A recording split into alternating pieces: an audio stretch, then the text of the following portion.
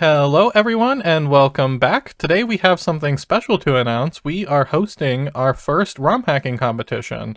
The Team Aqua Romhacking competition is happening in our Discord server this summer. The competition is going to last from July 1st to September 1st.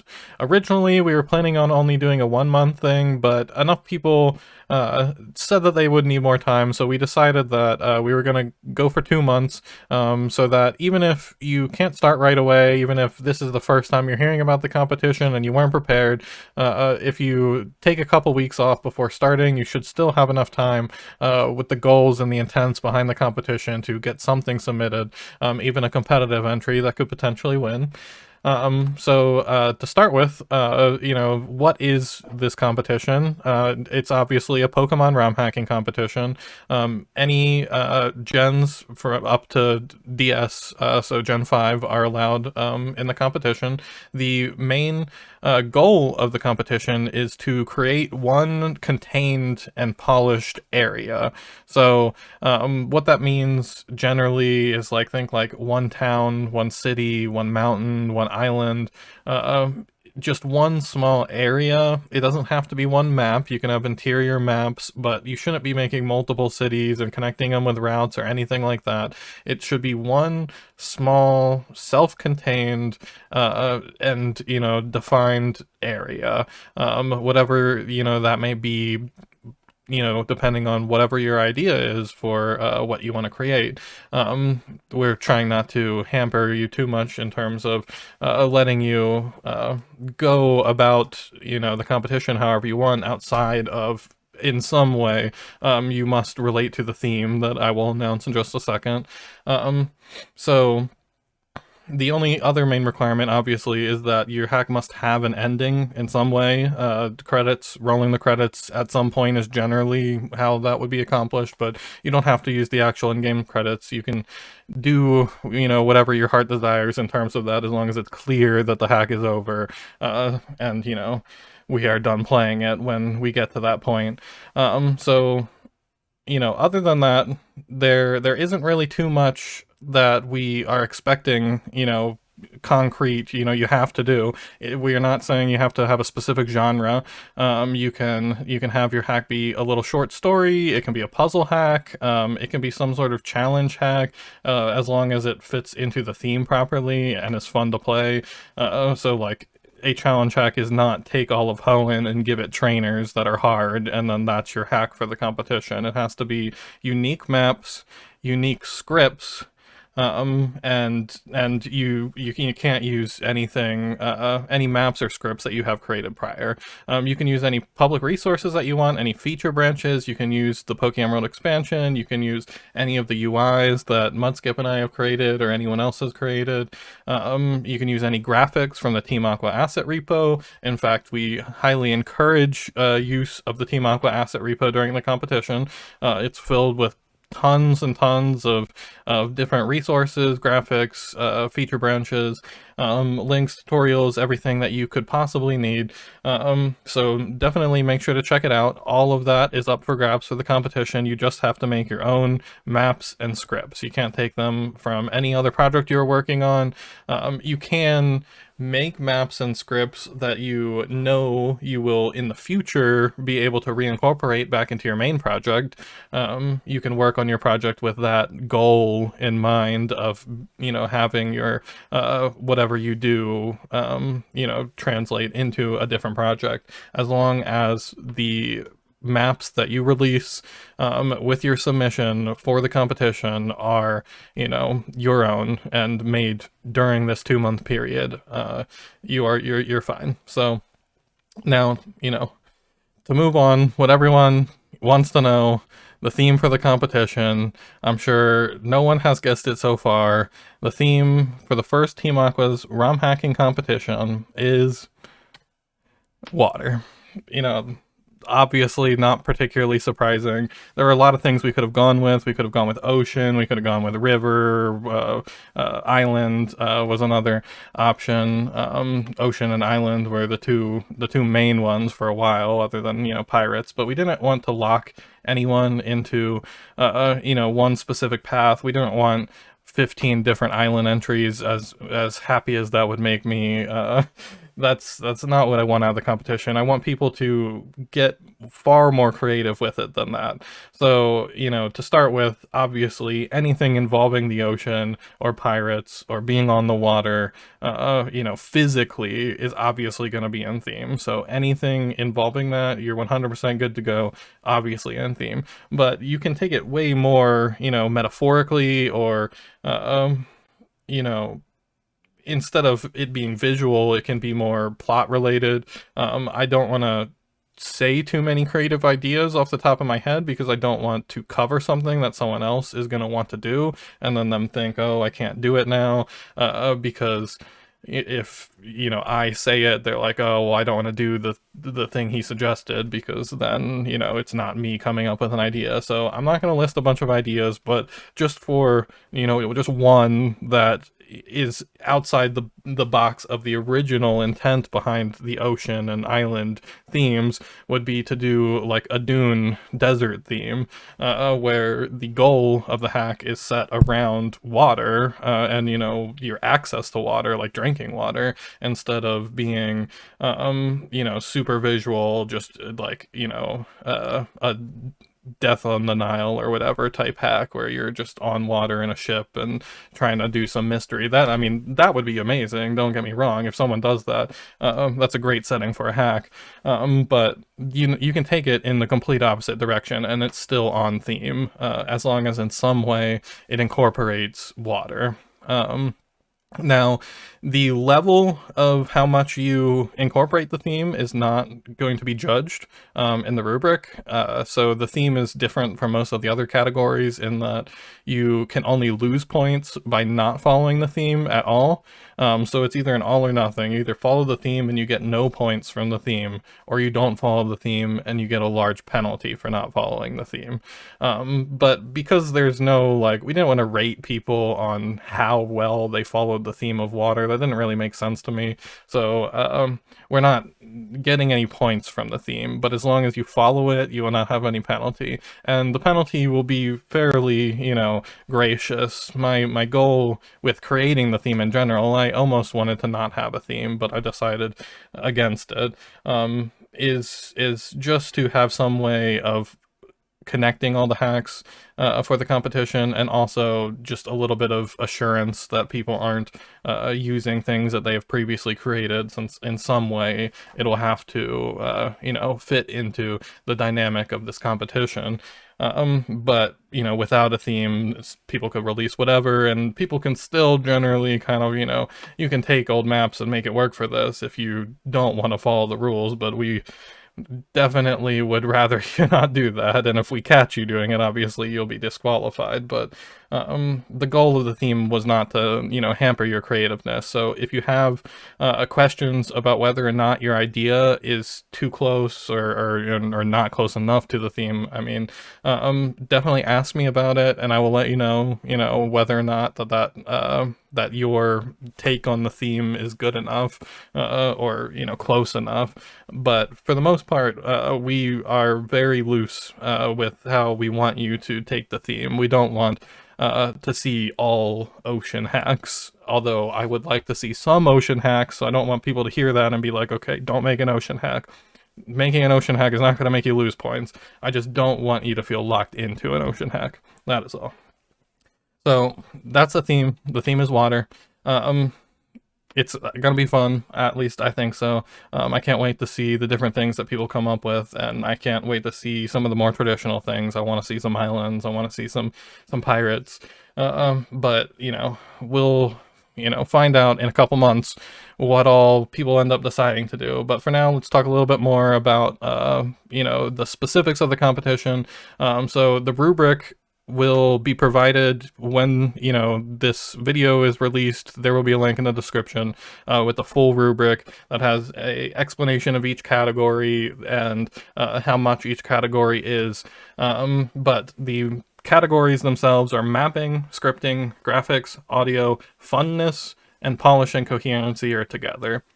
So just a little rundown of what these categories mean before you click on the other link and read the other descriptions that I wrote up. Mapping, obviously, it's taking into account how good you did with the maps.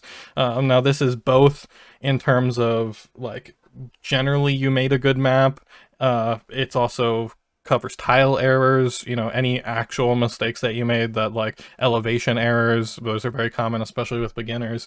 It covers anything like that, but it also covers like how nice and, not always cute, because it depends on, what your theme is and what your area is, but how your area looks generally, and like the vibe it has, how it plays into the theme some, all of those things together are going to be in the mapping category. And like I said, there's a better description of it that I've written up that is in the document.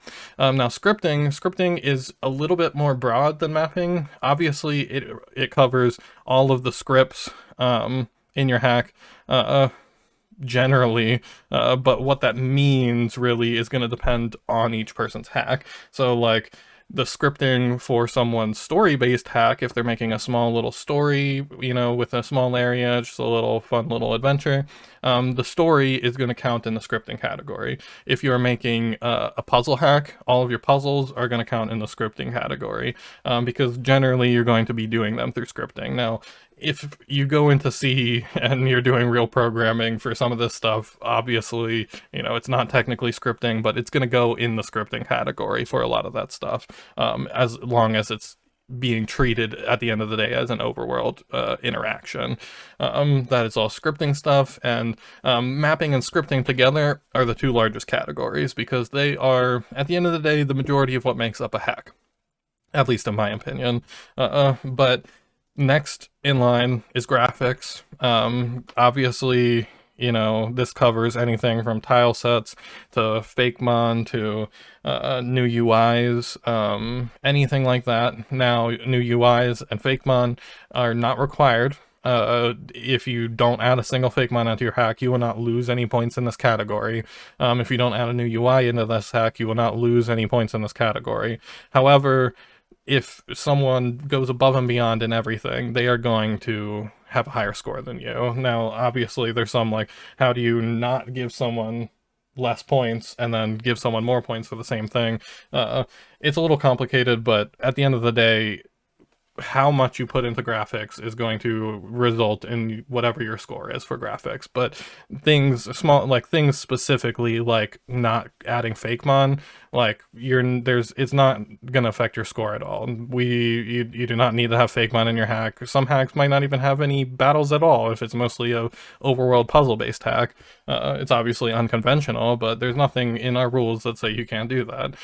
So do not stress over the fact that I use the word FakeMon there. It is definitely not a requirement to have them. It doesn't fit in every hack, obviously. Audio is next in line in the list, but it is actually at the end of the list in terms of its impact on your score. Mostly because audio is not, every hacker's greatest area of expertise. But generally, obviously, this includes creating new music for your hack. That's pretty much all. And, making sure it fits the vibe of the hack. But if you do not create any new songs for your hack and you hit perfect score in every other category, you are more than likely to win than someone who does some music and, doesn't get perfect scores in every other hack. Because again, audio, you can not put a single song in the game and you can still get an A, like a 95 out of 100. So I encourage you to try, but do not stress about audio. I would say for most people, unless you are already experienced with it, I would say worry about audio last. That's just my advice to anyone watching this video who's thinking about entering and does not already know a decent bit about ROM hacking to begin with. So the next category is funness. This is a larger category than audio. This one is kind of ambiguous, obviously. It's hard to properly define funness as a category to, give a score for, but there, there are intrinsic, there is ways of determining whether or not something is fun, and it's whether or not it's fun at the end of the day. If your hack will be graded with its intent in mind. So if you are creating a puzzle hack, it will not be graded with the funness of a adventure hack in mind. If you create an adventure hack, it will not be graded with the funness of a challenge hack in mind. If you create a troll hack, it will not be graded with the funness of another hack. If you create a troll hack, we will understand that some choices you make are going to be made specifically with the intent to frustrate the player in mind. However, there is, a limit to that, and the judges are only going to want to play a hack as much as it is, not frustrating them. So I would not particularly advise you go hard on that aspect of ROM hacking, even if you are interested in creating a troll hack, just because you're not going to get a very high score if you are intentionally frustrating judges. However, as best as is their ability, with the understanding that a hack is a troll hack, that will be taken into account for the score for funness. So moving on, polish and coherency, the last category. This is it's kind of a general category to wrap everything together. Everything on its own are the individual parts of a hack, but you can have great maps and scripts and graphics and audio, but if they don't mesh well, then it's not as good as a hack that does it all and does it all together. So this is really like overall. This is an overall category. It's kind of like an average of the other categories in a sense, but it's more than that. There's more than just the other categories going into this. It's hard to describe specific things for polish. There will be more of an explanation in the rubric itself when it's released, but generally these are things that set the hack apart essentially from the rest. Just that extra level of polish that makes it stand on its own. So yeah, like I said earlier, there is another category, and that's the theme, but it's only a penalty category. If you follow the theme, no points are added, but if you don't, then it takes away points. I don't expect anyone to get the penalty for the theme, because it really shouldn't be hard to follow the theme, even if it's loose, even if you just have rain constantly or something going on. Like the last slide, the FAQ. We have some questions that have been asked a lot. Here are the answers to a few of them. We've talked about most of these already in the video, but for anyone who missed them, feature branches or resources, yes, you can use them as long as you don't make any maps or scripts. Is this competition just for decomp or just for Gen 3? No, it is not just for either. You can use binary hacking, and you can use any Pokemon game from Gen 1 to Gen 5. If my submission is late, how will that affect my score? 5 points will be deducted per day for a week, and then all submissions will be closed. So you can have a chance of getting 35 points taken off and still submit, but at the end of that week, if you have not submitted, that will be it for your hack. At least for the Team Aqua's ROM hacking competition. You can obviously finish it in your own time still. Can I join a team? No. This time, at least, no. In the future, if this competition is a success and we have a lot of people enter and people want to do it again, then yeah, absolutely, the next competition we will allow teams, assuming there's enough people to have teams.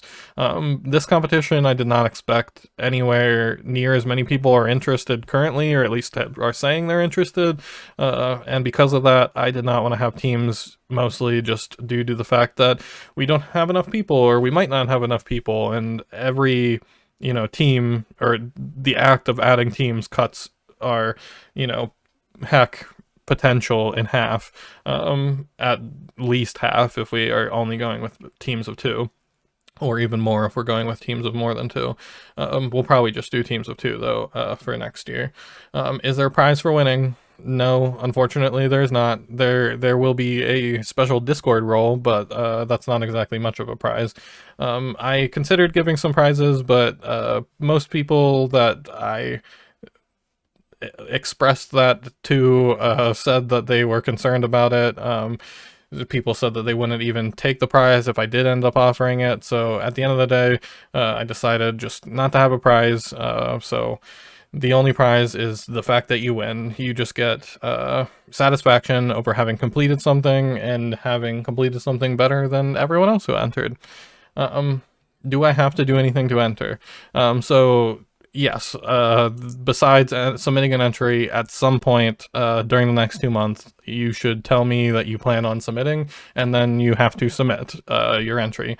The submission for the competition is in the Discord server, so just, join the Discord server, navigate to the competition channels. There's a whole category for it, and there will be a submission chat that is like one of the Discord forums where you can create your own post and you can attach your patch.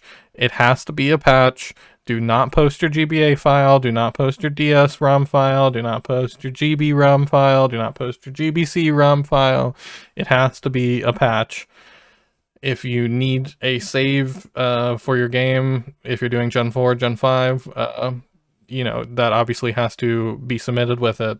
But yeah, it has to be a patch. Do not release your full ROM of your hack in the competition channels. It will be removed.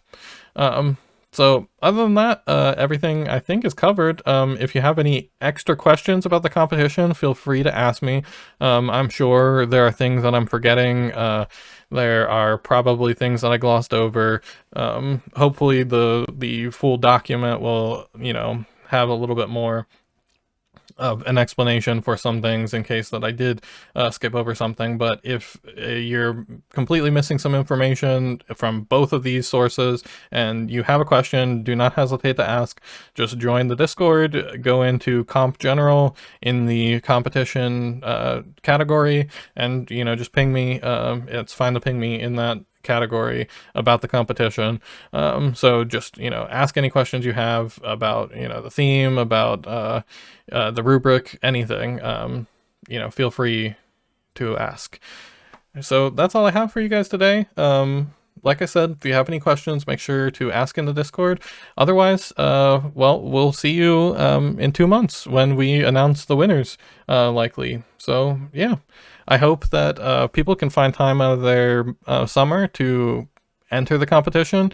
I think it'll be really nice for a lot of people to finish something this summer and like have a finished hack that they can point to and be like, I did that this summer. And I think for a lot of ROM hackers, especially people who have been working on things for a while and have not really gotten to a point where they can put a cap on something, that it's nice to take a break from what you're doing and just have something where you're like, it's done and you can look at it and you can see, and there's just a satisfaction with that cannot be overstated. So I definitely hope that you guys can join. If not, make sure to check out the hacks when they are released at the end of the competition and play them, because I'm sure everyone else who does enter will come up with some pretty fun stuff. So yeah, everyone have a good day, and I'll see you guys in a couple months.